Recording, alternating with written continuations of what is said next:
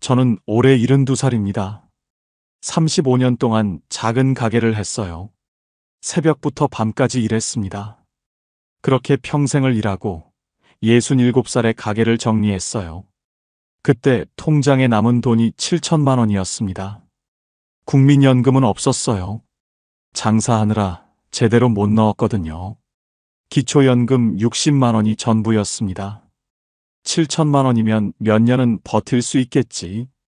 그때는 그렇게 생각했어요. 3년이 지난 지금 저희 부부는 어떻게 됐을까요? 통장이 바닥났을까요?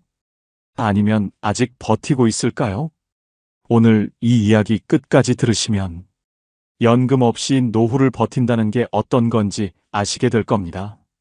그리고 월 얼마가 있어야 진짜 숨통이 트이는지도요. 저처럼 준비 안 된 분들께 이 이야기가 도움이 됐으면 좋겠습니다. 가게 문을 닫던 날이 아직도 생생해요. 2020년 3월이었습니다. 코로나가 막 터졌을 때예요. 저는 서울 외곽에서 작은 철물점을 했어요. 32살에 시작해서 67살까지 딱 35년을 그 자리에서 버텼습니다. 새벽 6시에 문 열고 밤 9시에 닫았어요. 일요일도 쉬는 날이 거의 없었죠. 손님이 올까봐 못 쉬었거든요. 젊었을 때는 장사가 꽤 됐어요. 동네에 공사도 많았고 인테리어 업자들도 자주 왔습니다. 한 달에 400만 원, 500만 원 벌 때도 있었어요. 근데 언제부턴가 손님이 줄기 시작했어요. 대형마트가 들어오고 인터넷으로 다 사더라고요. 그래도 버텼습니다. 여기서 접으면 갈 데가 없으니까요. 그러다 2020년 초에 코로나가 터졌어요.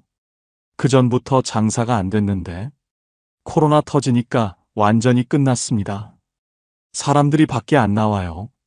인테리어 공사도 다 멈추고 손님이 하루에 한두 명 올까 말까였어요. 한 달 매출이 100만 원도 안 될 때가 있었어요.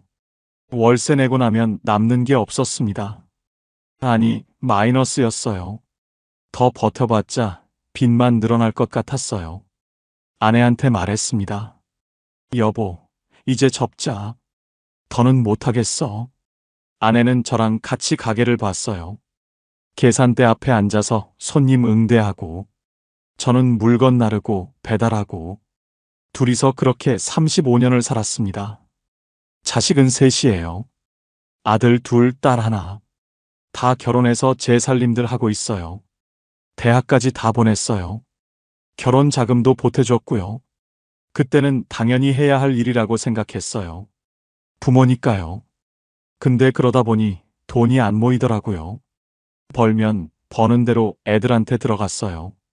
남는 게 없었습니다. 국민연금은 제대로 못 넣었어요. 자영업자는 본인이 다 내야 하잖아요. 장사가 안 될 때는 그 돈이 아까웠어요. 처음엔 조금씩 넣다가 중간에 끊겼습니다. 다시 넣어야지 하면서도 매번 미뤘어요. 당장 먹고 사는 게 급하니까요. 나중에 확인해 보니까 납부 기간이 10년도 안 되더라고요. 그래서 연금이 안 나와요. 기초연금밖에 못 받습니다. 아내도 마찬가지예요. 평생 가게 일만 했으니 연금 낸 게 없어요. 둘 다 기초연금이 전부입니다. 가게 정리하던 날 기억나요? 마지막으로 셔터 내리는데 손이 떨리더라고요. 35년이에요. 이 자리에서 35년을 살았는데 코로나 때문에 이렇게 끝나는구나. 아내가 옆에 서 있었어요. 아무 말도 안 하더라고요. 저도 아무 말 못했어요. 그날 밤에 집에 와서 통장 정리를 했습니다. 가게 보증금 빼고 재고 정리하고 여기저기 빚 갚고 나니까 7천만 원이 남았어요. 35년 장사했는데 손에 남은 게 7천이더라고요. 가슴이 먹먹했습니다. 내가 뭘 한 거지? 평생을 일했는데 이게 전부인가? 아내한테 말했어요. 7천이면 몇 년은 버틸 수 있겠지? 아내가 고개를 끄덕였어요. 기초연금도 나오고 아껴 쓰면 되겠지. 그때는 진짜 그렇게 생각했어요. 7천이면 충분하다고. 기초연금 60만 원에 저축 조금씩 꺼냈으면 한 10년은 버틸 수 있을 거라고. 그게 얼마나 순진한 생각이었는지 그때는 몰랐습니다. 가게 정리하고 나니까 시간이 너무 많더라고요. 35년 동안 새벽부터 밤까지 일만 했는데 갑자기 할 일이 없으니까 이상했어요. 아침에 눈 떠도 갈 데가 없어요. 그냥 집에 앉아 있는 거예요. TV 보고, 밥 먹고, 또 TV 보고. 코로나 때문에 밖에 나가지도 못했어요. 마스크 쓰고 마트 가는 게 전부였습니다. 아내도 마찬가지였어요. 둘이 집에만 있으니까 답답하더라고요. 그래도 처음 몇 달은 괜찮았어요. 이제 좀 쉬자. 평생 고생했는데. 그렇게 생각했거든요. 그때까지만 해도 돈 걱정은 별로 안 했어요. 7천이 있으니까. 7천이면 10년은 버틸 수 있다고 생각했어요. 그게 얼마나 순진한 생각이었는지 그때는 정말 몰랐습니다. 가게 문 닫고 첫 해가 시작됐어요. 2020년 봄이었습니다. 솔직히 처음 몇 달은 좋았어요. 35년 만에 쉬는 거잖아요. 아침에 알람 안 맞춰도 되고, 새벽에 안 일어나도 되고, 그게 얼마나 편한지 몰라요. 아내도 좋아했어요. 이제 좀 사람 사는 것 같다. 그렇게 말하더라고요. 평생 가게에 매여 살았거든요. 명절에도 못 쉬고, 아파도 문 열고, 그러다 드디어 쉬게 된 거예요. 기초연금이 나오기 시작했어요. 저랑 아내 합쳐서 한 달에 60만 원 정도요. 그때는 이 정도면 괜찮네 싶었어요. 물론 60만 원으로는 한 달 생활이 안 되죠. 그래서 저축해서 조금씩 꺼내 썼어요. 한 달에 150만 원 정도 쓴 것 같아요. 관리비에 공과금에 밥값에 보험료도 내야 하고 병원비도 나가고 60만 원 들어오고 150만 원 나가니까 매달 90만 원씩 통장에서 빠지는 거예요. 근데 그때는 크게 걱정 안 했어요. 7천만 원이 있으니까 90만 원씩 빠져도 7년은 버티겠네. 그렇게 단순하게 계산했거든요. 코로나 때문에 어디 가지도 못했어요. 여행은 꿈도 못 꿨어요. 외식도 거의 안 했어요. 식당들이 다 문 닫았거든요. 아내가 그러더라고요. 코로나 끝나면 제주도 한번 가보자. 그래, 좀 풀리면 가자. 근데 코로나가 안 끝나더라고요. 그해 내내 집에만 있었어요. 아침에 일어나면 TV 보고, 점심 먹고 낮잠 자고, 저녁 먹고 또 TV 보고, 마스크 쓰고 마트 가는 게 유일한 외출이었어요. 그것도 사람 없는 시간에 후다닥 갔다 왔어요. 답답했어요. 근데 한편으로는 생각했어요. 어차피 집에만 있으니까 돈은 안 나가겠네. 그해 겨울에 건강검진을 받았어요. 둘 다 나이가 있으니까 꼼꼼히 받아보자 했거든요. 국가검진은 무료인데 정밀검사는 돈이 들더라고요. 내시경에 초음파에 둘이 합쳐서 50만 원 넘게 나왔어요. 근데 그때는 건강이 먼저지 싶었어요. 아프면 돈이 더 드니까 미리 검사 받는 게 낫다고 생각했거든요. 다행히 큰 이상은 없었어요. 저는 혈압이 좀 높다고 하고 아내는 무릎 연골이 닳았다고 하더라고요. 나이 들면 다 그렇다면서요. 그때부터 병원을 다니기 시작했어요. 저는 한 달에 한 번 혈압약 타러, 아내는 무릎 주사 맞으러, 병원비가 매달 나가기 시작한 거예요. 둘이 합쳐서 7, 8만 원 정도. 많지는 않아요. 근데 이게 매달 빠지니까 은근히 부담이 되더라고요. 첫 해가 끝나고 통장을 확인해 봤어요. 7천만 원이 5,500만 원이 돼 있더라고요. 1년 만에 1,500만 원이 빠진 거예요. 순간 멈칫했어요. 이렇게 많이 빠졌나? 분명히 아꼈거든요. 여행도 안 갔어요. 외식도 거의 안 했어요. 코로나 때문에 집에만 있었어요. 근데 1,500만 원이 없어진 거예요. 아내한테 말했어요. 여보, 우리 돈이 생각보다 빨리 빠지네. 아내도 놀라더라고요. 어머, 벌써 그렇게 빠졌어? 우리 별로 안 쓴 것 같은데. 그때 처음으로 무서웠어요. 별로 안 쓴 것 같은데 돈이 빠지는 거예요. 특별히 뭘 한 것도 없는데. 그냥 살기만 했는데. 그게 더 무섭더라고요. 뭘 줄여야 할지 모르겠는 거예요. 이미 안 쓰고 있는데. 그래도 그때는 아직 5,500이 남았잖아요. 좀 더 아끼면 되겠지. 그렇게 생각했어요. 지금 생각하면 그때 더 심각하게 받아들였어야 했어요. 근데 사람이 그렇더라고요. 눈앞에 닥치기 전까진 모르는 거예요. 첫 해는 그래도 여유가 있었거든요. 코로나도 좀 풀리고 여행도 가고 이 정도면 괜찮네 싶었어요. 근데 2년 차부터는 달랐습니다. 통장 잔고가 눈에 보이게 줄어들기 시작했어요. 제일 먼저 느낀 게 병원비였어요. 저는 혈압약을 먹기 시작했거든요.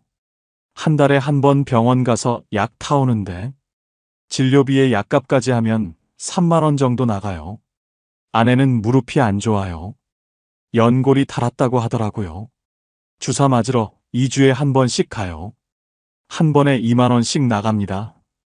그것만 해도 한 달에 7, 8만 원이에요. 1년이면 거의 100만 원 가까이 되더라고요. 근데 이게 끝이 아니에요. 나이 들면 여기저기 아프잖아요. 어느 날 갑자기 이가 아팠어요. 치과 갔더니 임플란트 해야 한다고 하더라고요. 이번이 세 번째라서 이제는 보험이 안 된대요. 하나에 150만 원이래요. 좀 깎아주세요 했더니 어르신, 이게 최저가예요. 그러더라고요.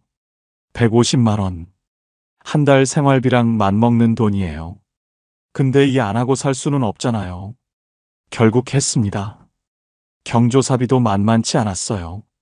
나이 들면 경조사가 줄어들 줄 알았어요. 근데 아니더라고요. 오히려 더 늘어요. 친구 아내가 죽고, 형제 자식들 결혼하고, 동네 지인들 환갑, 칠순 잔치하고, 한 번 나가면 10만 원, 20만 원씩 들어요. 우리도 형편이 어려운데 좀 적게 내자 하면. 아내가 그래요. 여보, 그동안 우리도 다 받았잖아. 체면이 있지. 맞는 말이에요. 우리 애들 결혼할 때 다 받았거든요. 이제 갚아야 할 때가 된 거예요. 근데 그게 한두 번이 아니에요. 한 달에 두세 번씩 있을 때도 있어요. 그러면 30만 원, 40만 원이 훅 나가요. 난방비도 무서웠어요. 우리 집이 오래된 아파트거든요. 단열이 잘 안 돼요. 겨울에 보일러 틀면 가스비가 장난이 아니에요. 첫 해 겨울에 가스비 고지서 보고 깜짝 놀랐어요.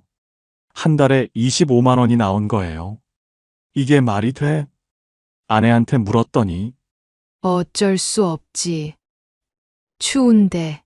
그래서 2년 차 겨울부터는 아꼈어요. 낮에는 보일러 끄고 이불 덮고 있었어요. 밤에만 살짝 틀고 그래도 20만 원 가까이 나오더라고요. 여름에는 또 에어컨 때문에 전기세가 올라가고 2년 차 끝나고 통장을 확인했어요. 5,500만 원이 3,800만 원이 돼 있었어요. 1년 만에 1,700만 원이 빠진 거예요. 첫 해보다 더 많이 빠졌어요. 손이 떨리더라고요. 계산기를 두드려 봤어요. 이 속도면 2년 뒤에는 바닥이에요. 기초연금 60만 원만으로는 절대 못 살아요. 그날 밤에 잠이 안 왔어요. 천장만 보면서 생각했어요. 어떡하지? 돈이 다 떨어지면 어떡하지? 애들한테 손 벌려야 하나? 그때부터 통장 확인하는 게 무서워지더라고요. 예전에는 그냥 봤어요. 얼마 있나? 얼마 빠졌나? 별 생각 없이 확인했거든요. 근데 이제는 달라요. 통장 볼 때마다 가슴이 철렁해요. 또 얼마나 줄었을까? 이번 달은 얼마나 빠졌을까? 보기 싫어서 안 보게 되더라고요. 한 달에 한 번만 봤어요. 그것도 눈 질끈 감고. 아내한테는 말 못했어요. 괜히 걱정시키기 싫었거든요. 근데 아내도 눈치를 챘나 봐요. 어느 날 저녁에 그러더라고요. 여보, 우리 돈 많이 빠졌지? 나도 알아. 장 볼 때마다 느껴. 그날 처음으로 솔직하게 얘기했어요. 통장에 얼마 남았는지, 이 속도면 얼마나 버틸 수 있는지. 아내가 한참 아무 말 없더니 어떡하지, 여보? 그러더라고요. 저도 대답을 못했어요. 어떡하긴요. 저도 모르겠는데 3년 차가 되니까 더 심해졌어요. 아끼고 아껴도 돈이 빠져요. 밥은 먹어야 하고, 병원은 가야 하고, 공과금은 내야 하고, 줄일 데가 없어요. 이미 다 줄였거든요. 고기는 한 달에 한두 번만 먹었어요. 외식은 거의 안 했어요. 아내가 좋아하는 커피도 끊었어요. 그래도 돈이 빠져요. 물가는 오르는데 수입은 그대로니까요. 3년 차 끝나고 통장을 봤어요. 2천만 원 초반이었어요. 3년 만에 7천이 2천이 된 거예요. 5천만 원이 사라졌어요. 머릿속이 하얘지더라고요. 이러다 진짜 바닥나겠구나. 그 생각밖에 안 들었어요. 자식들한테 말 못했습니다. 통장에 2천만 원 남았을 때 제일 먼저 든 생각이 뭔지 아세요? 애들한테는 말하지 말자. 그 생각이었어요. 자식이 셋이에요. 큰아들은 서울에서 회사 다니고, 둘째 아들은 경기도에서 작은 사업하고, 막내딸은 부산에서 시집가서 살아요. 다들 자기 살림하느라 바빠요. 한 달에 한 번 전화 오면 다행이에요. 명절 때나 얼굴 보고, 전화 올 때마다 물어요. 아버지 건강하시냐고, 어머니는 어떠시냐고. 저는 항상 똑같이 대답했어요. 잘 지낸다고, 걱정 말라고. 돈 얘기는 한 번도 안 했어요. 왜 말 못했냐고요? 자존심이에요. 평생 가장으로 살았거든요. 애들 어렸을 때는 제가 다 벌었어요. 학교 보내고, 학원 보내고, 대학 등록금 내고, 결혼 자금 보태주고, 한 번도 손 벌린 적 없어요. 오히려 제가 항상 주는 쪽이었어요. 근데 이제 와서 돈이 없다고, 도와달라고, 그 말을 어떻게 해요? 입이 안 떨어지더라고요. 명절 때 애들이 왔어요. 다들 바쁘다고 하루만 있다가요. 점심 먹고 저녁 때쯤 가버려요. 그래도 얼굴 보면 좋잖아요. 손주들도 보고. 아내가 며칠 전부터 준비해요. 시장 다니면서 고기 사고, 생선 사고, 애들 좋아하는 거 다 차려놓고. 근데 그 돈이 어디서 나와요? 다 통장에서 빠지는 거예요. 명절 한 번 지나면 30만 원, 40만 원이 없어져요. 애들은 몰라요. 그냥 부모니까 당연히 해주는 줄 알아요. 애들 다 가고 나면 집이 조용해요. 아내랑 둘이 설거지하고, 남은 음식 정리하고, 한 번은 아내가 그러더라고요. 명절이 무섭다. 저도 같은 생각이었어요. 애들 보고 싶지만, 명절 지나면 통장이 텅 비거든요. 큰아들이 눈치가 빠른 편이에요. 어느 날 전화가 왔어요. 별일 없냐고, 건강하시냐고. 그러다 잠깐 침묵이 흐르더니 돈 필요하시면 말씀하시라고 하더라고요. 심장이 쿵 내려앉았어요. 알았구나. 근데 입에서 나온 말은 달랐어요. 괜찮다, 걱정하지 마. 전화 끊고 한숨이 나왔어요. 왜 그랬을까? 솔직하게 말하면 되는데 자식한테 돈 없다는 말 차마 못하겠더라고요. 아내도 마찬가지였어요. 애들한테 전화할 때 보면 항상 잘 지낸다고만 해요. 한 번은 아내한테 물었어요. 당신은 애들한테 얘기 안 해? 아내가 고개를 저었어요. 엄마가 돈 없다고 하면 애들이 걱정해. 그러더라고요. 우리 둘 다 같은 마음이었어요. 애들 걱정시키기 싫고 창피하기도 하고 그래서 숨기고 있었던 거예요. 근데 숨기면 더 힘들어요. 아무한테도 말 못하잖아요. 친구한테도 못해요. 체면이 있으니까. 그러니까 둘이서만 끙끙 앓는 거예요. 밤에 잠 안 오면 천장만 보고 한숨만 쉬고 아내가 가끔 부엌에서 울었어요. 설거지 하다가 몰래 눈물 훔치고 저도 알아요. 근데 뭐라고 할 수가 없어요. 제가 해줄 수 있는 게 없으니까. 그때가 제일 힘들었어요. 돈이 없는 것보다 아무한테도 말 못하는 게 더 힘들었어요. 나이 들어서 돈 없으면요. 진짜 외로워요. 30년 살던 집을 팔았습니다. 통장에 2천만 원. 이 속도면 1년도 못 버팁니다. 밤마다 잠이 안 왔어요. 어떡하지? 어떻게 해야 하지? 머릿속으로 계산만 했거든요. 뭘 줄여야 하나? 어디서 돈을 구해야 하나? 근데 줄일 데가 없었어요. 이미 다 줄인 상태였으니까요. 그때 아내가 먼저 말을 꺼냈어요. 집 얘기였습니다. 우리 집은 작아거든요. 30년 전에 샀어요. 그때는 진짜 무리했죠. 대출 받고 전세 끼고 겨우겨우 마련한 집이에요. 20평대 아파트입니다. 크지는 않아요. 근데 우리한테는 전부였죠. 애들 셋 다 이 집에서 컸어요. 결혼할 때까지 여기서 살았고요. 온 가족 추억이 다 담긴 집인 거예요. 아내가 그랬어요. 집을 줄이자. 이 집 팔고 작은 전세로 가면 차액으로 1억 정도 남는다고요. 그 돈이면 한동안 버틸 수 있다고. 아내가 먼저 꺼낸 겁니다. 저는 차마 못 꺼냈거든요. 가슴이 먹먹했어요.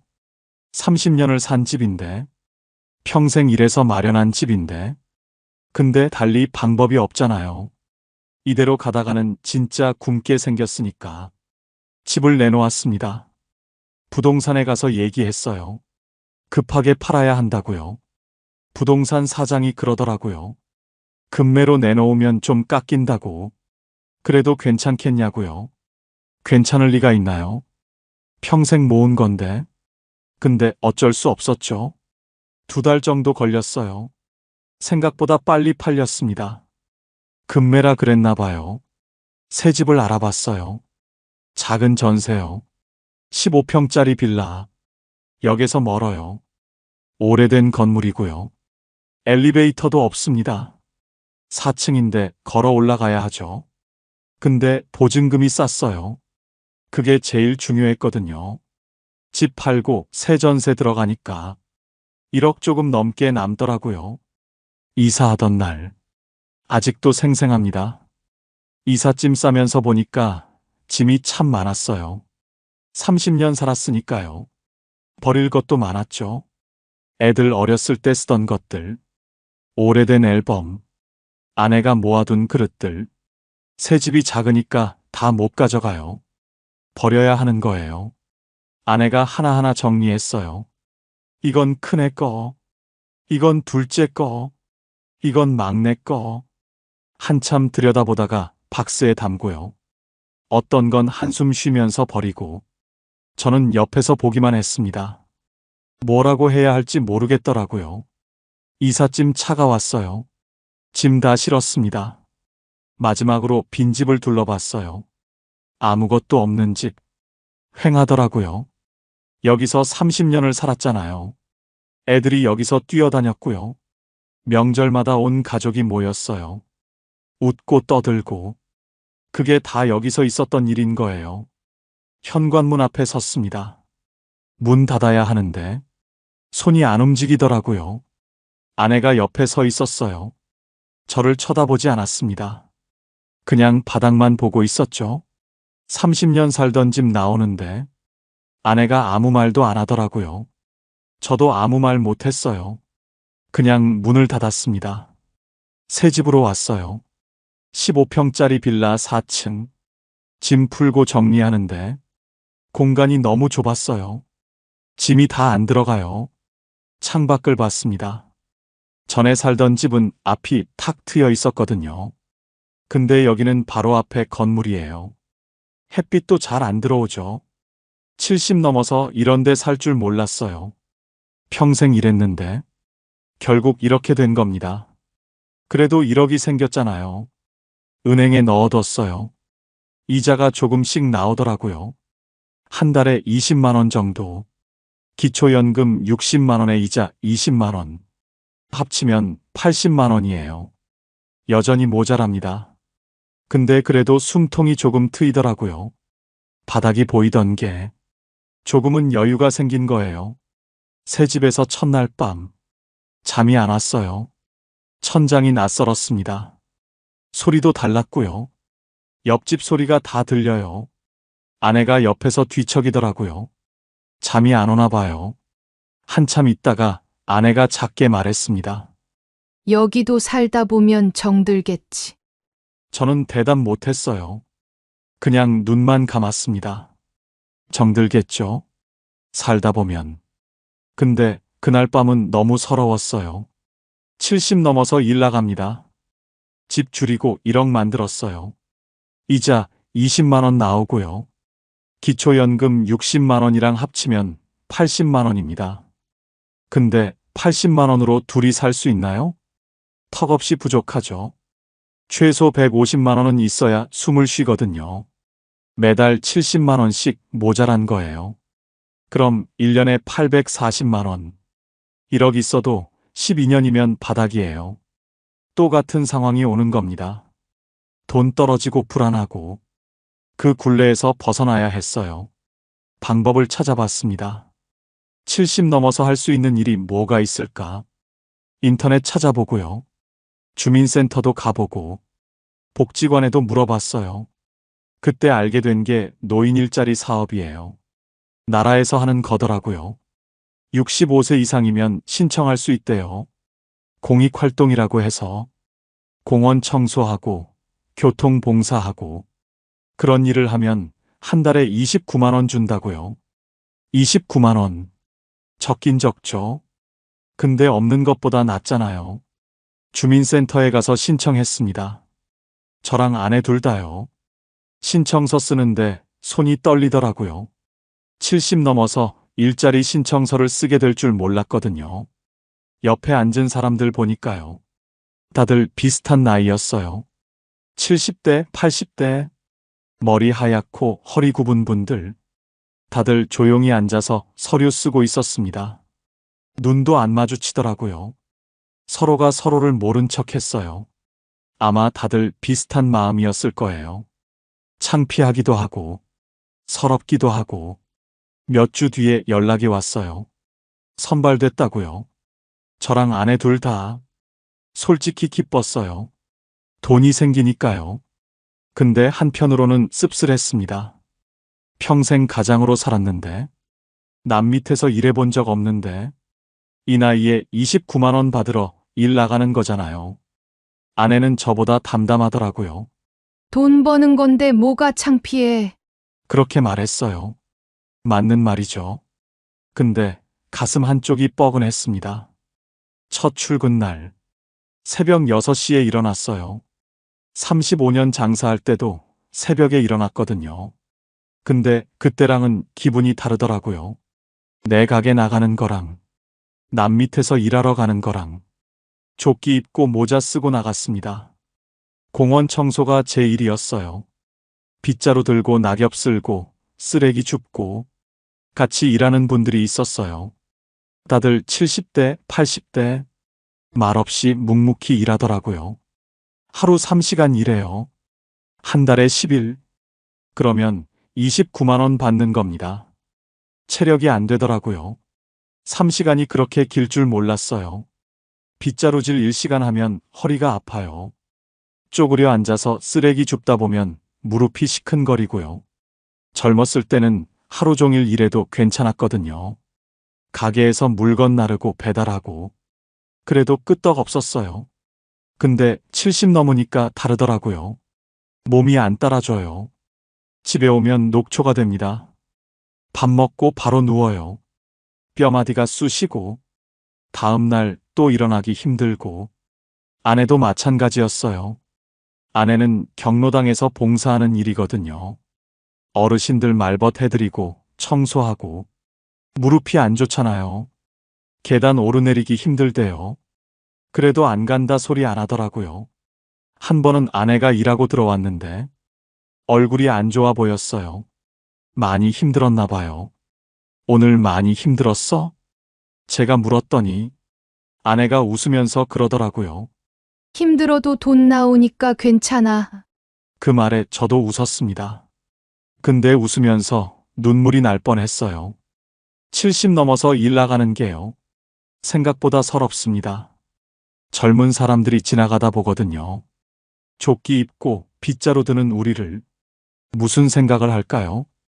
대부분은 그냥 지나가요. 근데 가끔 힐끗 보는 사람이 있어요. 그 눈빛이 싫더라고요. 동네 아는 사람 만날까봐 무섭기도 했어요. 창피하잖아요. 예전에 가게 할 때 알던 사람들, 그 사람들이 나를 보면 뭐라고 생각할까? 그래도 월급날이 되면 기분이 좋았어요. 29만 원이 통장에 찍히거든요. 적은 돈이죠. 근데 내가 번 돈이에요. 누가 준 게 아니라 내가 일해서 번 돈. 아내 것까지 합치면 58만 원이에요. 기초연금 60만 원에 이자 20만 원. 거기다 일자리 58만 원. 합치면 138만 원입니다. 처음으로 100만 원이 넘었어요. 그때 좀 살 것 같더라고요. 아직도 빠듯하긴 해요. 150만 원은 돼야 숨통이 트이거든요. 근데 바닥이 보이던 때보다는 나아진 거예요. 그게 어딘가요? 집 줄이고 일 나가기 시작했잖아요. 숨기고 싶었어요. 애들한테 말 안 하려고 했거든요. 근데 숨길 수가 없더라고요. 큰아들이 먼저 알았습니다. 명절에 집에 온다고 했거든요.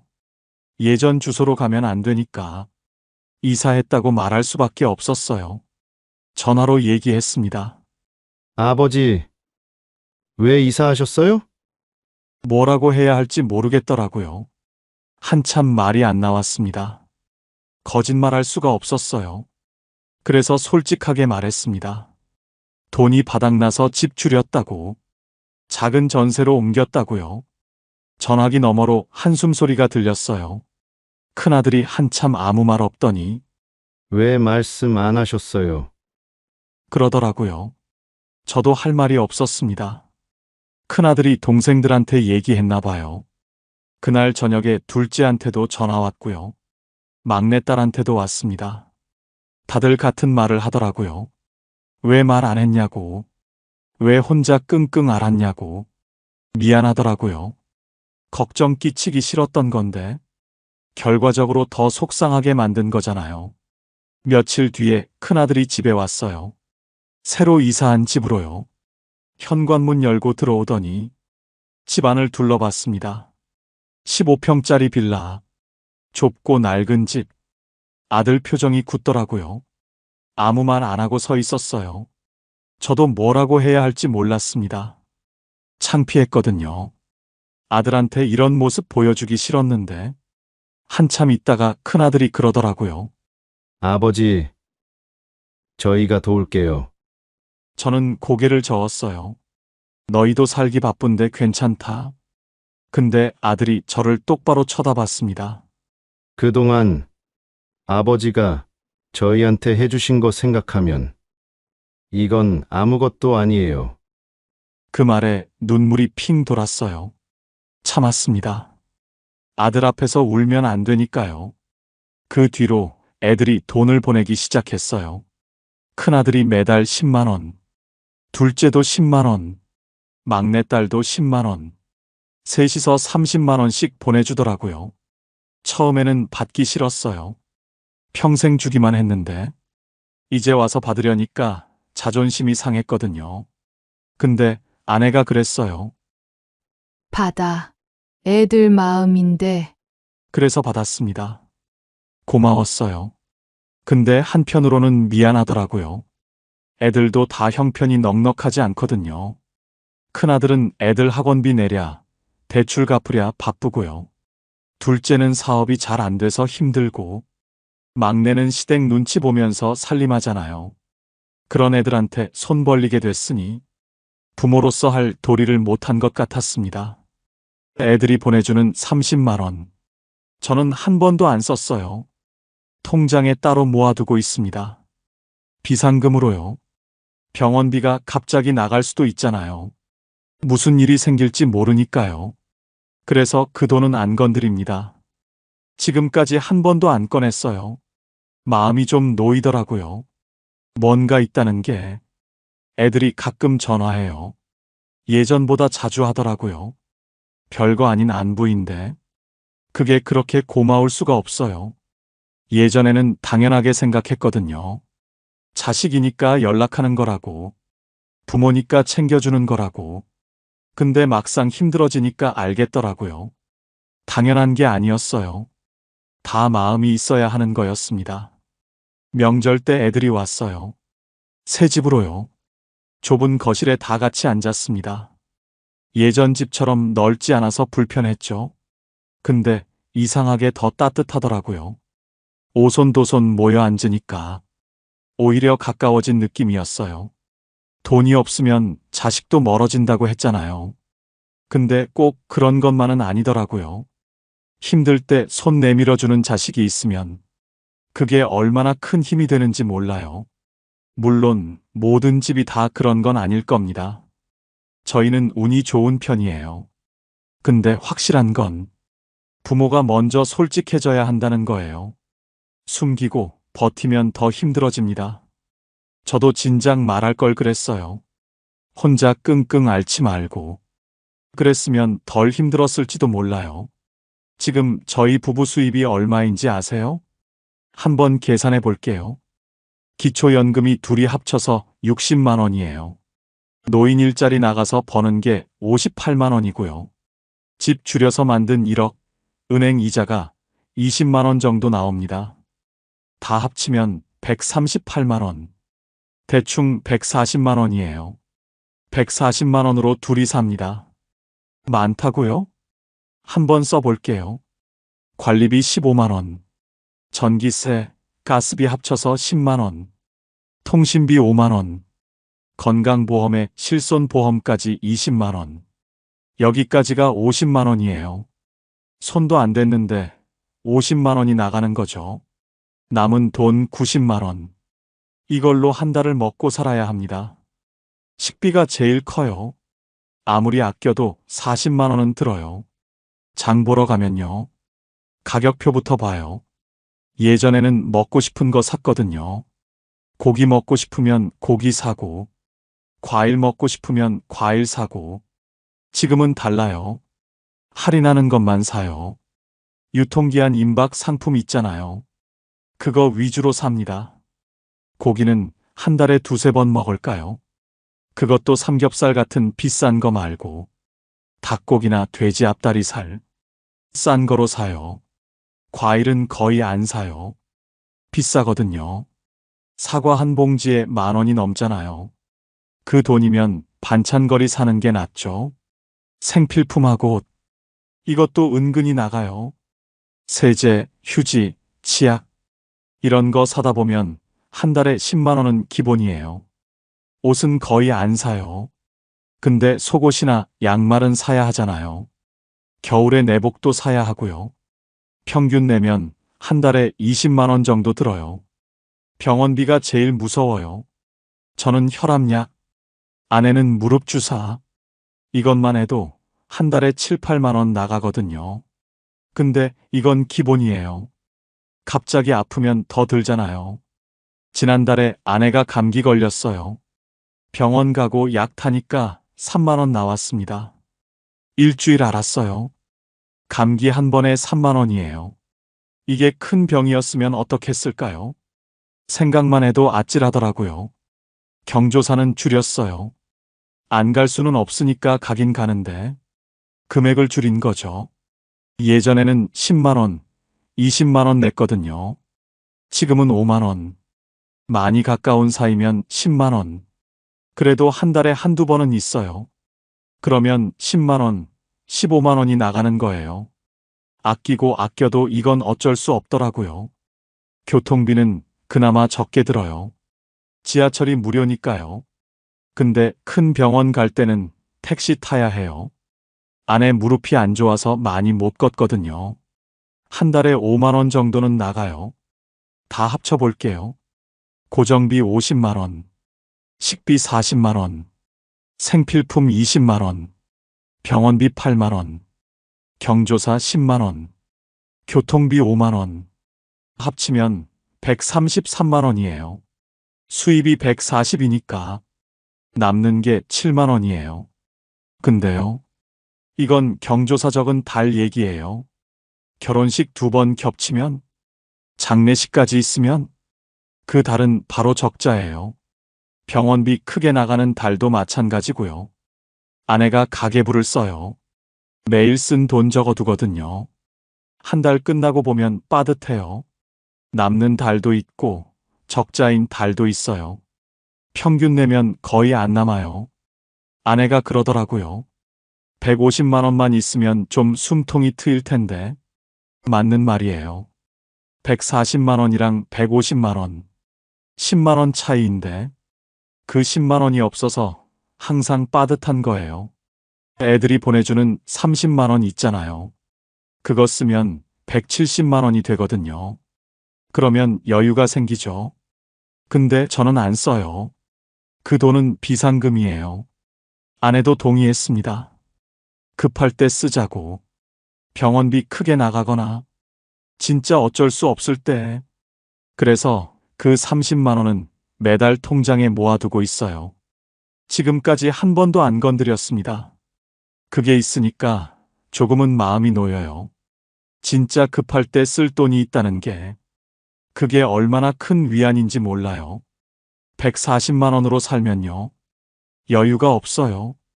여행은 꿈도 못 꿔요. 취미 생활도 없어요. 친구 만나서 밥 먹는 것도 부담이에요. 그냥 먹고 자고, 병원 가고 약 먹고, 그게 전부예요. 가끔 서러울 때가 있어요. 평생 일했는데, 늙어서 이렇게 사나 싶죠. 근데 어쩌겠어요. 이게 현실인걸요. 제가 왜 이 얘기를 하냐면요. 연금 없이 노후 보내려면 진짜 힘들어요. 저희는 그나마 나은 편이에요. 집이라도 있었으니까 줄여서 돈 만들었잖아요. 자식들이 도와주기도 하고요. 근데 이것도 없으면요. 어떻게 살아요? 기초연금 60만 원. 이걸로 어떻게 삽니까? 한 달 관리비에 공과금 내면 끝이에요. 그래서 말씀드리고 싶어요. 월 150만 원은 있어야 합니다. 최소한 150이요. 그래야 밥 먹고, 병원 가고, 공과금 내고, 겨우겨우 살 수 있어요. 140도 부족해요. 저희가 지금 140인데 매달 쪼들리거든요. 여유 있게 살려면 180, 200은 있어야 해요. 근데 그게 안 되면 최소 150이요. 연금으로 150이 안 되면 일을 해야 하고 집을 줄여야 하고 자식한테 손 벌려야 합니다. 저처럼요. 지금 준비하세요. 미리 준비하세요. 저는 67살에 가게 접고 연금 없이 7천만 원 들고 시작했어요. 3년 만에 바닥났습니다. 집 팔고 일 나가고 겨우겨우 140만 원 만들었어요. 지금 힘드냐고요? 힘들죠. 근데 버티고 있습니다. 여러분은 저처럼 되지 마세요. 미리 준비해 두세요. 연금이든 저축이든 월 150은 나오게 해두세요. 늙어서 돈 없으면요. 진짜 서러워요. 오늘 이야기가 도움이 되셨다면 좋아요 한번 눌러주세요. 비슷한 상황에 계신 분들께 이 영상 공유해 주셔도 좋고요. 구독하시면 다음 이야기도 받아보실 수 있어요. 봄날 이야기였습니다. 감사합니다. 65세 아내와 저 30년 넘게 같이 벌었고요. 둘이 합쳐서 14억이 있습니다. 부자라고요? 글쎄요. 저는 잘 모르겠어요. 주변에 저보다 훨씬 많이 가진 분들도 있고요. 저보다 적은 분들도 있어요. 다만 한 가지 확실한 건 저는 지금 불안하지 않다는 겁니다. 20년 전 45살 때 저는 정말 막막했거든요. 노후 준비 어떻게 해야 되지? 주식을 해야 하나, 예금을 해야 하나, 집은 팔아야 하나, 가지고 있어야 하나. 결론부터 말씀드리면요. 저는 한 번도 몰빵하지 않았습니다. 그게 14억을 만든 비결이냐고요? 아니요. 그건 아닌 것 같아요. 근데 불안하지 않게 만든 비결은 맞습니다. 오늘은 그 이야기를 해볼까 해요. 2005년 45이었습니다. 회사에서 15년 넘게 다니고 있었고요. 아이 둘은 고등학생이었어요. 큰애가 고3, 둘째가 고1. 아내는 애들 초등학교 고학년 때부터 다시 일을 시작했거든요. 출산하고 10년 넘게 쉬다가 복직한 거예요. 그때부터 우리는 맞벌이였습니다. 둘이 벌으니까 생활은 나쁘지 않았어요. 넉넉하진 않아도 부족하진 않았거든요. 그냥 열심히 살면 되는 줄 알았습니다. 근데 그해 가을에 일이 하나 있었어요. 회사 선배 한 분이 명예퇴직을 했거든요. 55세, 저보다 10년 선배였어요. 저보다 월급도 많이 받으셨고, 집도 더 좋은 데 사셨어요. 근데 송별회 자리에서 이러시더라고요. 야, 나도 솔직히 준비 안 됐어. 근데 어쩌겠어. 나가라는데. 술잔 내려놓으시면서 쓴웃음을 지으셨어요. 그 표정이 자꾸 떠오르더라고요. 나보다 10년 더 일하신 분, 나보다 돈도 더 많이 버신 분, 그런 분도 준비가 안 됐다고 하시는 거예요. 그럼 나는 10년 뒤에 나는 뭐가 달라져 있을까? 그날 밤에 집에 와서 계산기를 두드려 봤어요. 지금 통장에 얼마 있지? 퇴직금 받으면 얼마나 되지? 노후에 월 얼마는 있어야 하지? 근데 숫자가 안 맞더라고요. 대학 등록금 보내야 하고, 나중에 결혼 자금도 줘야 하고, 그거 다 빼면 노후 자금은 언제 모으지? 맞벌이라 수입은 괜찮았는데, 쓸 때도 많았거든요. 새벽까지 뒤척이다가 아내를 깨웠어요. 당신, 나 좀 얘기하고 싶은 게 있어. 아내가 눈 비비면서 일어났어요. 오늘 선배 송별회 갔다 왔거든. 그분이 자기도 준비 안 됐다고 하시더라. 우리도 준비해야 할 것 같아. 이대로 가면 안 될 것 같아. 그게 시작이었습니다. 부자가 되고 싶어서가 아니에요. 그냥 불안했거든요. 막연한 불안감. 그게 노후 준비의 시작이었습니다. 아내가 한숨을 쉬더라고요. 나도 요즘 그 생각 많이 했어. 의외였어요. 아내도 같은 고민을 하고 있었던 거예요. 친구들 만나면 다들 그 얘기야. 노후 어떡하냐고. 연금은 얼마나 나오냐고. 아내 말로는요. 친구들 중에 남편이 명퇴당한 집이 몇 개 있대요. 갑자기 수입이 끊기니까 난리가 났다고요. 어떤 집은 퇴직금으로 치킨집 차렸다가 망했대. 어떤 집은 애들 등록금 내다가 다 썼대. 남의 얘기 같지가 않더라고요. 우리는 둘이 벌잖아. 근데 그게 언제까지 될지 모르는 거잖아. 아내가 그러더라고요. 맞는 말이었어요. 지금은 둘 다 건강하니까 일하지. 근데 10년 뒤에는? 20년 뒤에는? 그날 밤 우리는 새벽 2시까지 얘기했어요. 지금 통장에 얼마 있는지, 애들 대학 보내려면 얼마 드는지, 결혼 자금은 얼마나 줘야 하는지 다 꺼내놓고 얘기했습니다. 계산해 보니까요. 등록금이랑 결혼 자금까지 주면 우리한테 남는 게 거의 없더라고요. 이대로 가면 안 되겠다. 아내도 고개를 끄덕였어요. 근데 뭘 어떻게 해야 하는 거야? 그건 나도 몰랐어요. 주식을 해야 하는지, 예금을 해야 하는지, 부동산을 사야 하는지, 일단 알아보자. 주변에도 물어보고, 책도 읽어보고, 아내가 그러더라고요. 돈을 나눠야 할 것 같아. 애들 등록금, 결혼 자금, 노후 자금. 다 섞어 놓으면 나중에 헷갈릴 거야. 그 말이 맞았어요. 한 통장에 다 넣어두면 급할 때 꺼내 쓰게 되거든요. 노후 자금도 결국 손대게 될 거예요. 통장을 따로 만들자. 목적별로 나눠서 관리하자. 그날 밤 우리가 정한 건 딱 두 가지였어요. 하나, 뭔가 준비를 시작하자. 둘, 돈을 목적별로 나누자. 구체적인 건 아직 몰랐어요. 근데 방향은 잡힌 것 같았습니다. 아내랑 같은 마음이라는 게 다행이었어요. 혼자였으면 못했을 것 같거든요. 그날 이후로 본격적으로 알아보기 시작했습니다. 노후 준비를 해야겠다고 마음먹고 나니까요. 더 혼란스러워지더라고요. 주변에 물어봤거든요. 근데 하는 말이 다 달랐어요. 회사 동료 한 명은 이러더라고요. 야, 요즘 세상에 예금만 하면 바보야. 주식해야 돼. 복리의 마법이라고 들어봤어? 그 친구는 주식으로 꽤 벌었다고 했어요. 몇 천만 원 수익 났다고 자랑을 하더라고요. 근데 다른 선배는 정반대였습니다. 주식. 그거 도박이야. 나 IMF 때 반 토막 났어. 그 뒤로 절대 안 해. 그 선배는 예금이 최고라고 하셨어요. 원금 보장되는 게 어디냐고요. 또 다른 분은 부동산을 추천하셨어요. 땅은 배신하네.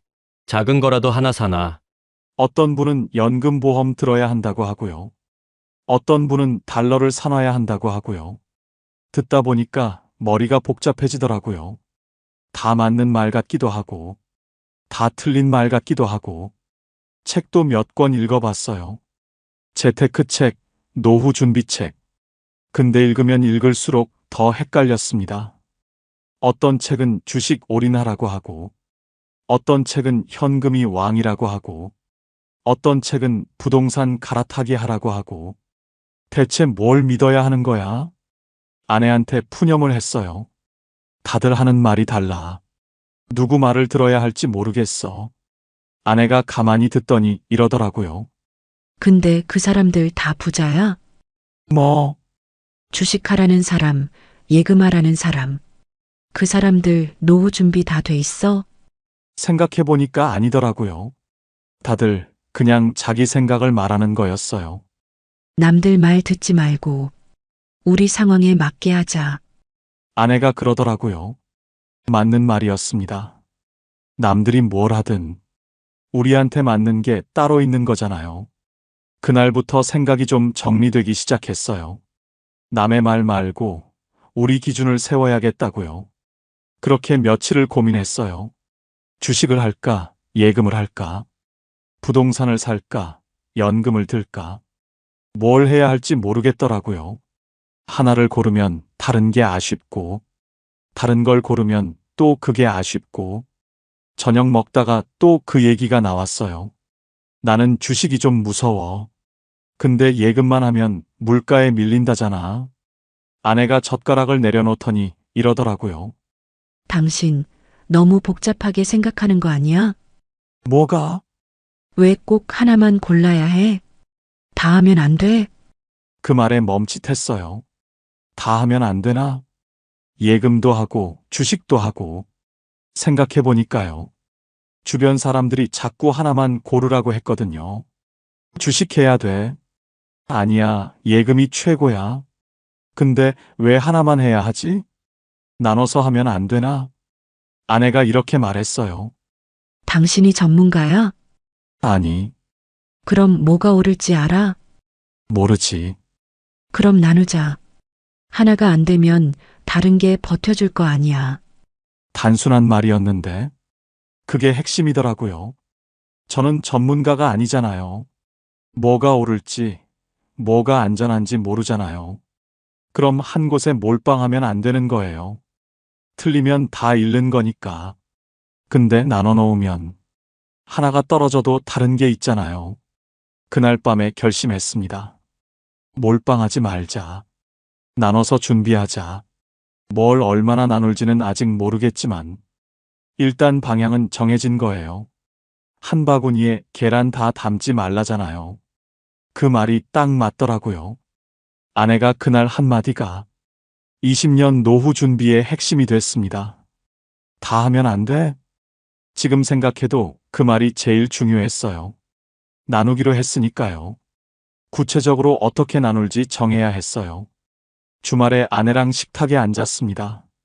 종이 한 장 펴놓고 계산을 했어요. 일단 우리 수입부터 정리하자. 둘이 합치면 한 달에 450만 원 정도 됐어요. 거기서 생활비 빼면 200만 원 정도 남더라고요. 200만 원을 어떻게 나눌까? 우리한테 필요한 돈이 크게 두 가지였거든요.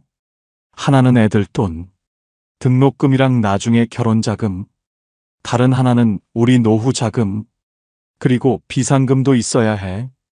갑자기 아프거나 차 고장 나거나. 아내 말이 맞았어요. 비상금 없으면 다른 통장 손 떼게 되거든요. 그래서 이렇게 나누기로 했습니다.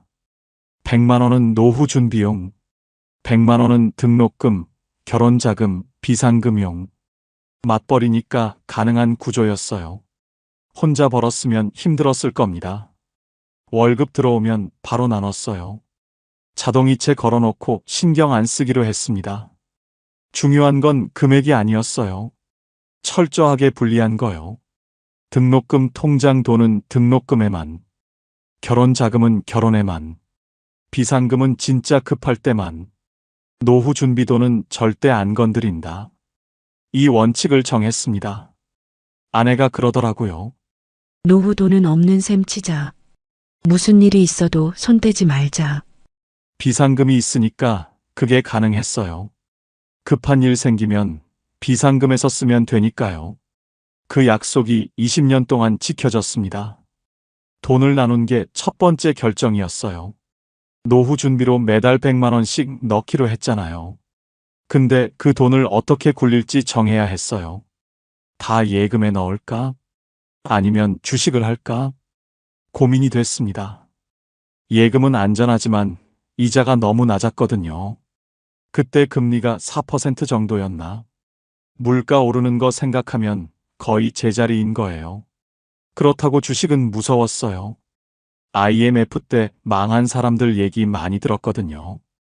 그래서 또 나누기로 했습니다. 100만 원 중에 50만 원은 적금, 나머지 50만 원은 주식. 적금은 안전하게 가져가고, 주식은 조금 욕심을 부려보는 거죠. 근데 주식을 어떻게 해야 할지 몰랐어요. 개별 종목은 무서웠거든요. 어떤 회사가 잘 될지 제가 어떻게 알겠어요. 괜히 샀다가 망하면 다 잃는 거잖아요.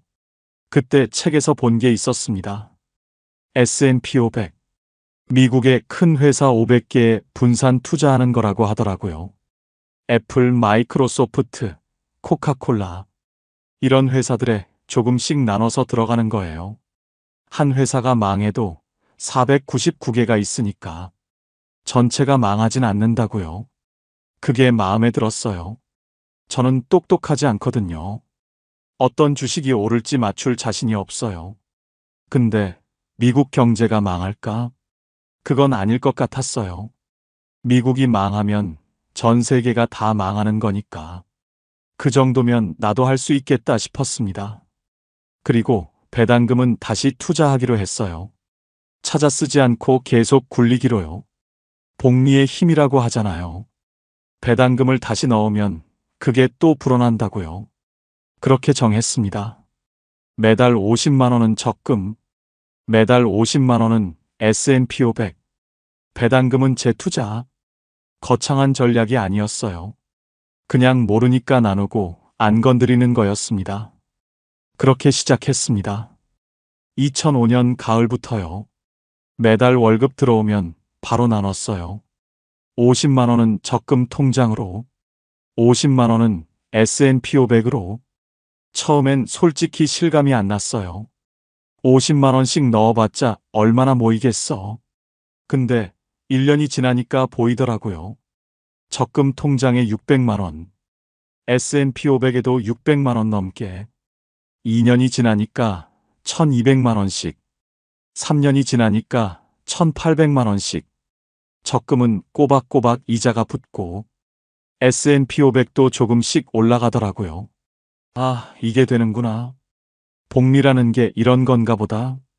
매달 계좌 확인하는 게 재미있어졌어요. 조금씩 불어나는 숫자 보면 뿌듯하더라고요. 아내한테 보여줬어요. 이것 봐. 3년 됐는데 이만큼 모였어. 아내도 좋아하더라고요. 우리 잘하고 있는 거 맞네. 이대로 20년 하면 진짜 되겠다. 그때는 희망이 보였어요. 숫자가 증명해 주니까 믿음이 생기더라고요. 회사 동료한테도 얘기했어요. 나 요즘 S&P 500 하거든. 3년 됐는데 꽤 괜찮아. 동료가 부럽다고 하더라고요. 자기도 해야 하는데 맨날 미룬다고요. 그때까지만 해도 순탄했습니다. 주식 시장도 괜찮았고, 금리도 나쁘지 않았어요. 세계 경제가 잘 돌아가고 있었거든요. 이대로만 가면 되겠다 싶었어요. 20년 뒤에는 꽤 모이겠다 싶었습니다. 근데 문제는 그 다음이었어요. 세상이 그렇게 순탄하지 않더라고요. 순조롭게 가다가 갑자기 폭풍이 오는 거예요. 3년 동안 모은 돈. 그게 한순간에 반토막 날 줄은 몰랐습니다. 2008년이 오고 있었어요. 2008년 9월이었어요. 뉴스에서 난리가 났더라고요. 리먼 브라더스라고 미국의 큰 투자은행이 있었거든요. 그게 망하면서 글로벌 금융위기가 터진 거예요. 처음엔 남의 일인 줄 알았어요. 미국 은행이 망했다는데 나랑 무슨 상관이야? 근데 그 다음 날부터 주식 시장이 무너지기 시작했어요. 매일 뉴스에서 폭락 얘기만 나왔습니다. 세계 경제가 무너진다. 대공황이 온다. 다들 공포에 떨고 있었어요. 저도 불안해서 계좌를 열어봤어요. 열기가 무서웠는데 안 볼 수도 없더라고요. 마이너스 40%. 3년 동안 모은 돈이 반토막 나 있었습니다. 1,800만 원 넣었는데 1,100만 원밖에 안 남았어요. 손이 떨렸어요. 진짜로요. 핸드폰 들고 있는 손이 덜덜 떨렸습니다. 아내한테 차마 말을 못 하겠더라고요.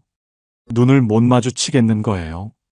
같이 아껴서 모은 돈인데, 내가 주식하자고 해서 넣은 돈인데, 저녁 먹는데 밥이 안 넘어갔어요. 아내가 눈치를 챘는지 물어보더라고요. 왜 그래? 무슨 일 있어? 주식? 고개를 끄덕였어요. 숫자를 보여줬습니다. 아내 표정이 굳더라고요. 한숨을 쉬었어요. 얼마나 빠진 거야? 40%. 그날 밤 둘 다 말이 없었어요. 회사에서도 분위기가 흉흉했습니다. 구조조정 얘기가 나오고 다들 불안해하고 있었어요. 점심시간에 동료들끼리 모이면 온통 주식 얘기였어요. 나 다 팔았어. 더 떨어지기 전에. 지금이라도 팔아. 바닥이 어딘지 몰라. 저도 솔직히 팔고 싶었어요. 더 떨어지면 어떡하나. 원금이라도 건져야 하는 거 아닌가. 밤에 잠이 안 오더라고요. 새벽 3시에 눈이 떠져서 천장만 바라봤어요. 그때가 제일 힘들었습니다. 노후 준비 시작한 거 후회도 됐어요. 그냥 예금만 할 걸. 왜 주식을 했을까? 3년 동안 열심히 모았는데 이게 다 물거품이 되는 건가? 그 생각에 잠을 못 잤습니다. 며칠을 고민했어요. 팔아야 하나 말아야 하나. 매일 뉴스 보면서 가슴이 철렁했습니다. 오늘도 떨어졌다. 내일은 또 얼마나 떨어질까? 뉴스만 틀면 공포스러운 말들이 쏟아졌어요. 세계 경제 붕괴, 대공황 재현. 전문가들도 바닥이 어딘지 모른다고 했습니다. 동료들은 하나둘씩 손절하고 있었어요. 점심 먹다 보면 다들 주식 얘기였거든요. 누구는 어제 다 팔았대. 누구는 반이라도 건졌대. 그 말 들으면 저도 팔아야 하나 싶더라고요. 나만 바보같이 들고 있는 건 아닌가. 회사에서 집에 오는 길이 무거웠어요. 지하철에서 핸드폰 계좌 열어보면 매일 숫자가 줄어 있었거든요. 어느 날 저녁이었어요. 밥을 먹는데 숟가락이 안 들어가더라고요. 아내가 먼저 말을 꺼냈습니다. 며칠째 잠을 못 자니까 눈치를 챈 거예요. 팔까 말까 고민 중이라고 했어요. 더 떨어지기 전에 팔아야 하는 거 아닌가. 원금이라도 건져야 하는 거 아닌가. 아내가 한참 생각하더니 이렇게 물었어요. 그 돈 지금 써야 해? 그 말에 멈칫했어요. 노후 자금이잖아요. 20년 뒤에 쓸 돈이지 지금 쓸 돈이 아니잖아요. 그러게요. 왜 지금 팔아야 하지? 지금 팔면 진짜 손해야. 안 팔면 아직 손해 아니잖아. 맞는 말이었어요. 지금 팔면 마이너스 40%가 진짜 손해가 되는 거고, 안 팔면 그냥 화면 위의 숫자일 뿐인 거잖아요. 20년 뒤에 쓸 돈인데, 20년 뒤에 올라 있으면 되는 거 아닌가. 파는 순간 끝이지만, 버티면 기회는 있는 거니까요. 그날 밤 결심했습니다. 안 팔기로요. 무섭긴 했어요. 내일 또 떨어질 수도 있으니까. 더 떨어지면 어쩌나 하는 생각도 들었고요. 근데 아내 말이 맞았어요. 지금 당장 쓸 돈이 아니잖아. 그럼 굳이 지금 팔 이유가 없는 거예요. 그리고 적금이 있으니까 버틸 수 있었어요. 노후 자금 전부가 주식이었으면 못 버텼을 겁니다.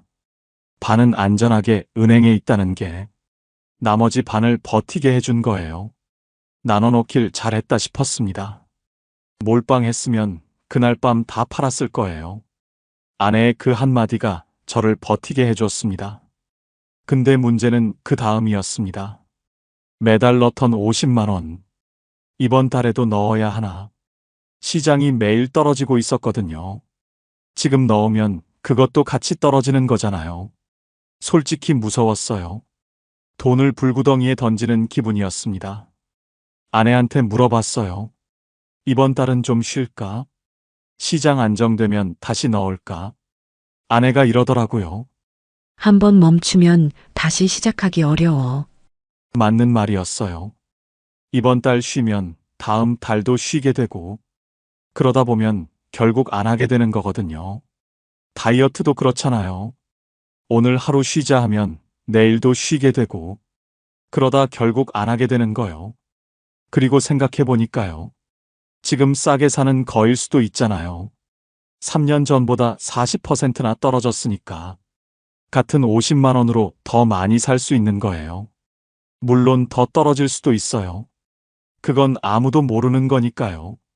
근데 어차피 20년 할 거잖아요. 20년 동안 오를 때도 있고 내릴 때도 있을 거예요. 내릴 때 안 사면 싸게 살 기회를 놓치는 거잖아요. 그렇게 생각하니까 마음이 좀 편해졌어요. 그 달에도 50만 원을 넣었습니다. 떨리는 손으로요.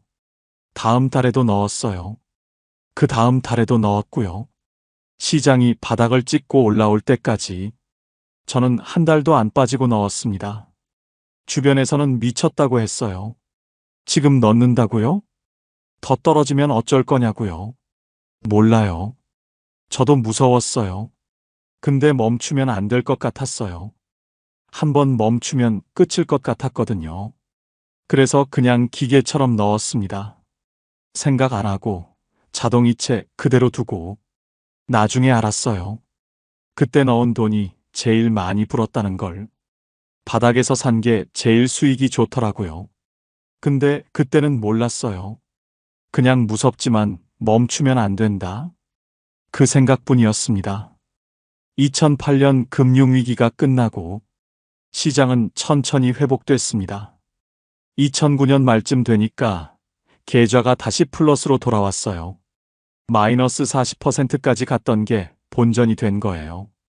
그때 얼마나 안도했는지 몰라요. 버티길 잘했다 싶었습니다. 근데요, 그게 끝이 아니더라고요. 2011년에 유럽 재정위기가 왔어요. 그리스가 망한다고 난리가 났었죠. 그때도 시장이 출렁이었습니다. 2015년에는 중국발 폭락이 있었어요. 중국 경제가 흔들리니까 전 세계가 같이 흔들렸거든요. 그때도 한 달 만에 20% 가까이 빠졌어요. 2018년에도 한 번 크게 떨어졌고요. 그리고 2020년 코로나가 터졌습니다. 세상이 멈췄어요. 주식 시장도 폭락했고요. 한 달 만에 30% 넘게 빠졌습니다. 20년 동안 위기가 4-5번은 있었던 것 같아요. 그때마다 계좌가 빨갛게 물들더라고요. 처음엔 무서웠어요. 2008년 기억이 있으니까요. 근데 한 번 겪고 나니까 알겠더라고요. 떨어져도 결국 올라온다는 걸요. 그래서 저는 그때마다 똑같이 했습니다. 아무것도 안 했어요. 팔지도 않았고, 더 사지도 않았어요. 그냥 원래 하던 대로 매달 50만 원씩 넣었습니다. 뭔가 대단한 전략이 있어서 그런 게 아니에요. 그냥 뭘 해야 할지 몰랐던 거예요. 팔자니 2008년에 버틴 게 아깝고, 더 사자니 또 떨어질까봐 무섭고, 그래서 그냥 가만히 있었어요.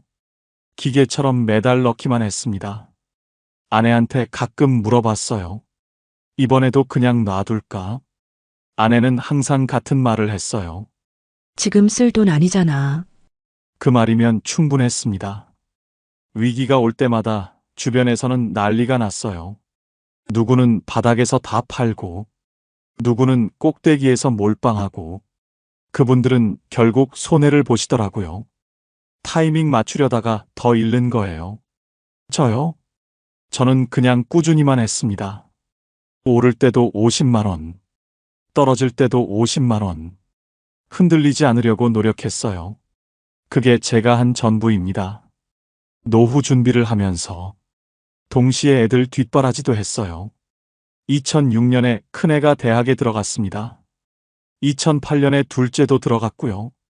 등록금이 만만치 않았어요. 한 학기에 몇백만 원씩 나가니까요. 근데 등록금 통장을 따로 만들어 놨잖아요. 거기서 냈습니다. 노후 준비 통장은 안 건드렸어요. 그게 원칙이었으니까요. 솔직히 유혹이 있긴 했어요. 등록금 통장이 바닥날 때 노후 통장에서 좀 빼서 쓸까 하는 생각이요. 근데 아내가 그랬잖아요. 노후 돈은 없는 셈 치자고. 그 약속을 지켰습니다.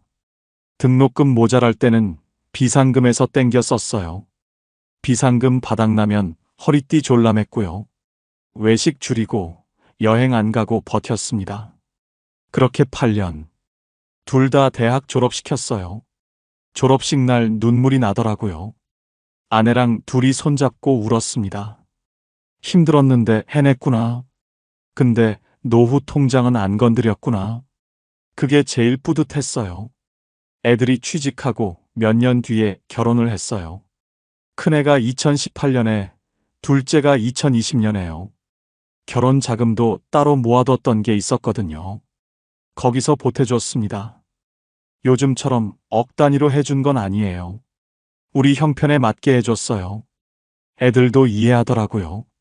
부모가 노후 준비 안 되면 결국 자기들 짐이 되는 거니까요. 2020년에 둘째 결혼시키고 나니까 애들한테 들어갈 돈이 없어진 거예요. 등록금 통장, 결혼자금 통장, 다 비워졌습니다. 근데 노후 준비 통장은 그대로 있었어요. 15년 동안 한 번도 안 건드렸거든요. 그때 아내한테 그랬어요. 우리 진짜 해냈다. 애들 다 대학 보내고 결혼까지 시켰는데 노후 자금은 그대로인 거예요. 처음에 통장 나눈 게 진짜 잘한 일이었습니다. 안 나눴으면 분명히 손댔을 거예요. 2024년 65이 됐습니다. 회사에서 정년퇴직을 했어요. 35년 넘게 다닌 회사였습니다.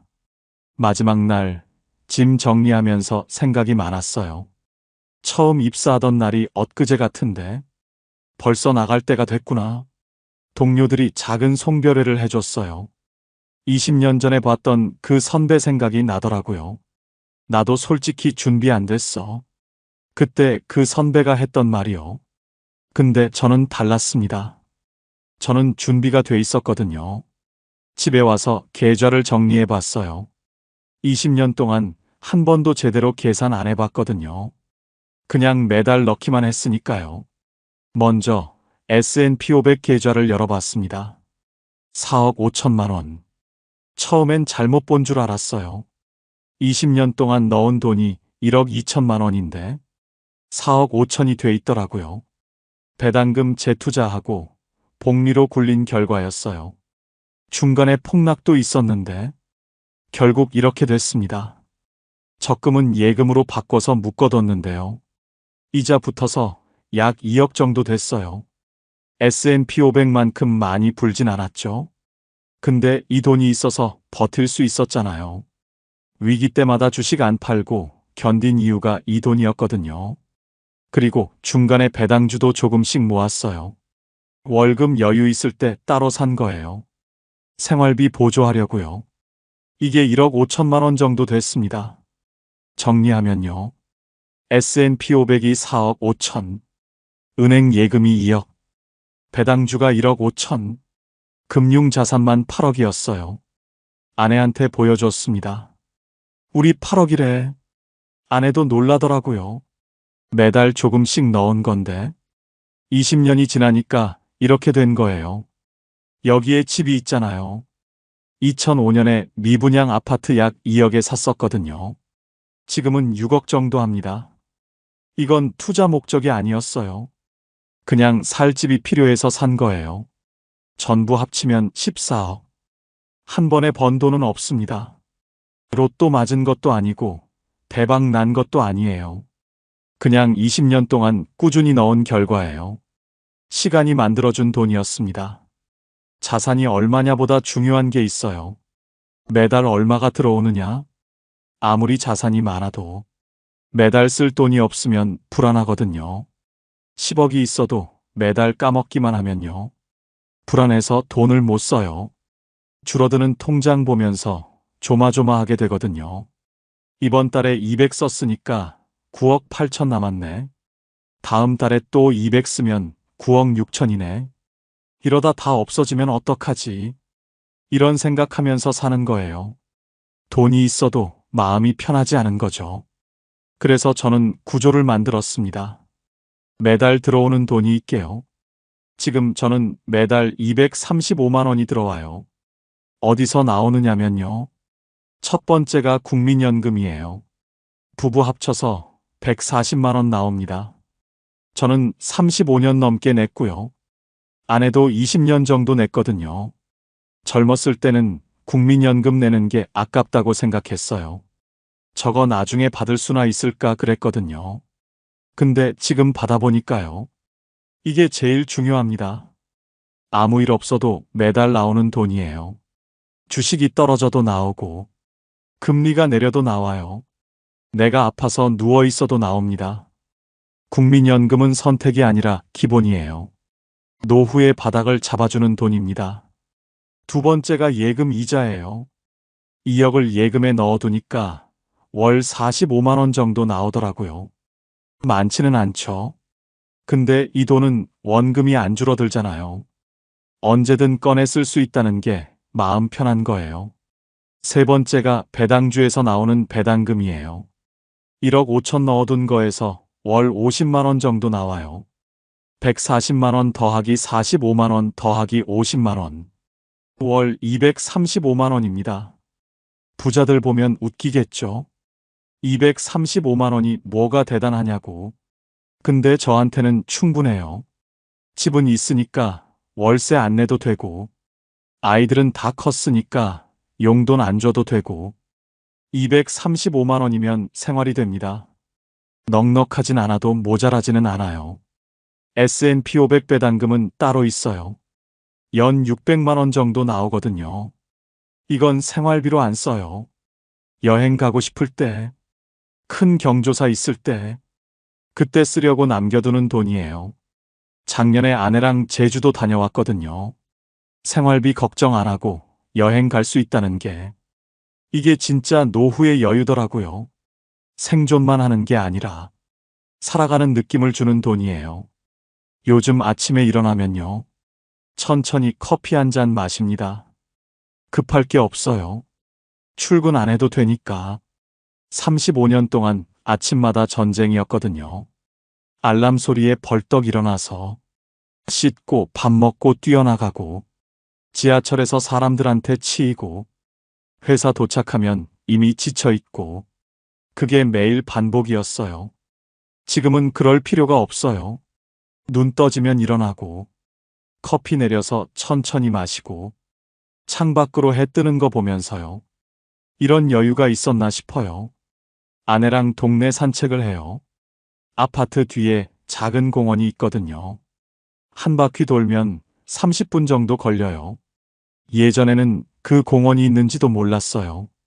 출퇴근하느라 바빠서 볼 틈이 없었거든요. 지금은 매일 가요. 계절마다 다른 꽃이 피더라고요. 그런 것도 처음 알았어요. 점심은 간단하게 먹어요. 아내랑 둘이서 뭐 해 먹거나, 가끔 동네 식당 가서 먹거나, 오후에는 책을 읽어요. 현직 때는 책 읽을 시간이 없었거든요. 퇴근하면 피곤해서 TV만 보다 잤어요. 지금은 하루에 한두 시간씩 읽어요. 도서관에서 빌려오기도 하고, 손주들 오면 같이 그림책 보기도 하고요. 낮잠도 자요. 점심 먹고 1시간 정도. 이게 얼마나 행복한 건지 몰라요. 저녁에는 뉴스 보고, 아내랑 수다 떨다가 잠들어요. 특별한 건 없습니다. 그냥 평범한 하루예요. 근데 이게 가능한 이유가 있어요. 이달 말에 돈이 들어온다는 걸 아니까요. 국민연금 나오고, 이자 나오고, 배당금 나오고, 내가 일 안 해도 돈이 들어와요. 그게 제일 큰 안도감입니다. 예전에는 몰랐어요. 월급이 당연한 줄 알았거든요. 근데 퇴직하고 나니까요. 매달 들어오는 돈이 있다는 게 얼마나 큰 위안인지 알겠더라고요. 일 안 해도 돈이 들어온다. 그래서 조급하지 않아요. 그래서 평범한 하루가 가능한 거예요. 화려하진 않아요. 남들한테 자랑할 것도 없고요. 근데 불안하지 않아요. 그게 제일 중요한 것 같습니다. 챕터 16 불안하지 않은 삶. 돌이켜보면요. 제가 잘한 건 3가지입니다. 첫 번째, 둘이 같이 번 거요. 혼자 벌었으면 이 구조가 안 됐어요. 생활비 쓰고 애들 뒷바라지하면 남는 게 없었을 겁니다. 아내가 다시 일을 시작해준 게 컸어요. 둘이 벌어서 나눌 수 있었던 거예요. 두 번째, 몰빵하지 않은 거요. 주식에 다 넣었으면 2008년에 다 팔았을 거예요. 예금만 했으면 물가에 밀렸을 거고요. 나눠서 했으니까 버틸 수 있었어요. 서로가 서로를 지켜준 거예요. 세 번째, 멈추지 않은 거요. 위기가 와도 무서워도 그 달에도 50만 원씩 넣었어요. 기계처럼 20년을 넣었습니다. 저는 부자가 아니에요. 14억이라고 해도 요즘 서울 아파트 하나 값도 안 돼요. 근데 불안하지 않아요. 매달 들어오는 돈이 있고 아내랑 여행 갈 여유도 있으니까요. 많이 가진 게 아니라 안 흔들리게 가진 거요. 오늘 영상이 도움이 되셨다면요. 좋아요 한번 눌러주시면 감사하겠습니다. 비슷한 고민하시는 분들께 공유해 주셔도 좋고요. 구독 안 하신 분들은 구독도 부탁드려요. 봄날 이야기였습니다. 감사합니다.